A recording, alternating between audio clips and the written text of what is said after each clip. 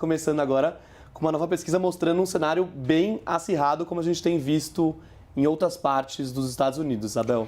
Detalhando para vocês, então, o que diz essa nova pesquisa e que aponta aí um cenário ligeiramente favorável para Kamala Harris, essa intenção de voto, ela com 51% das intenções de voto, o republicano Donald Trump aparece com 47%. Dois entrevistados disseram que vão votar em outro candidato, lembrando que há candidatos de partidos menores que não têm tanta força na política americana e há também os candidatos independentes que concorrem sem estarem filiados a um partido. Margem de erro do levantamento, 3,5 pontos percentuais para mais ou para menos. A pesquisa foi conduzida do dia 31 de outubro ao dia 2 de novembro. Volta para a gente aqui, Diego.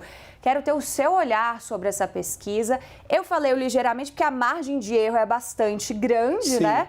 E as pesquisas lá nos Estados Unidos, elas não são necessariamente algo que vai refletir de fato a realidade. Aqui no Brasil a gente também tem um pouco desse olhar, mas lá a dúvida sobre o que a pesquisa vai de fato trazer de realidade me parece ser ainda maior do que para a gente aqui no Brasil, né? Pois é, Isabel, pode ter um salto grande aí entre o que essas pesquisas dizem e a realidade.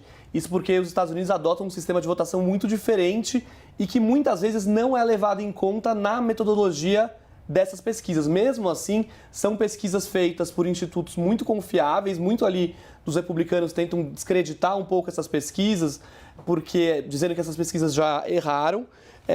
De fato, já houve sim erro em pesquisa eleitoral nos Estados Unidos, mas essa é uma pesquisa de um instituto sério, da NPR News, que é uma rádio respeitada nos Estados Unidos, só que ela mostra pra gente um cenário nacional. E a gente sabe que a eleição nos Estados Unidos é, na verdade, uma grande eleição com várias pequenas eleições sendo realizadas dentro dos estados e 7 estados vão decidir essa eleição. Então, é muito importante também que, além de olhar o cenário nacional, a gente olhe para os estados e principalmente os estados pêndulo, né? O Arizona, Nevada, a Geórgia, Carolina do Norte, o Michigan, a Pensilvânia e o Wisconsin, que são 7 estados onde a corrida eleitoral está muito apertada e ela é muito imprevisível.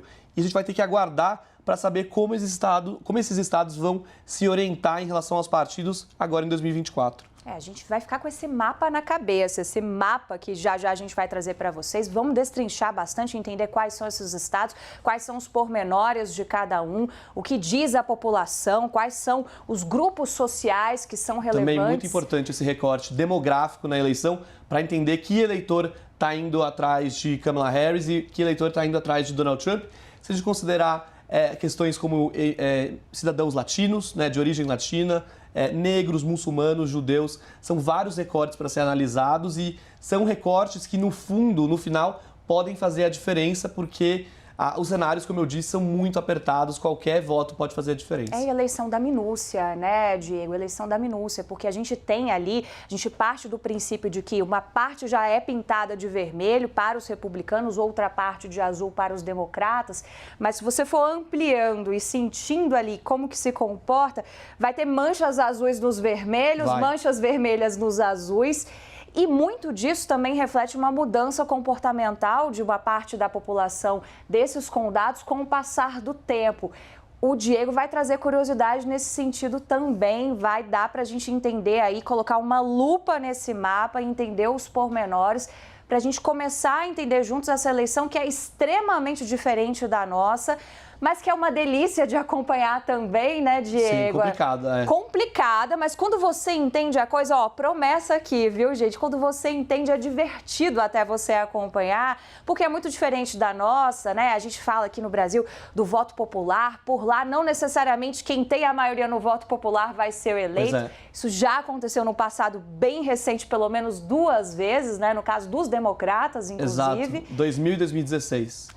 Hillary Clinton, né, Isso. O último exemplo, e depois não voltou mais nenhuma tentativa de se candidatar novamente, né? Não teve força política para isso também. Pois é, né? Também existe uma ideia dentro dos partidos de que quando o candidato concorre uma vez, ele já está um pouco desgastado e o partido entende que é a hora de mudar, é a hora de chamar alguém novo. E por isso que Hillary Clinton teve aquela chance em 2016 e depois não voltou mais.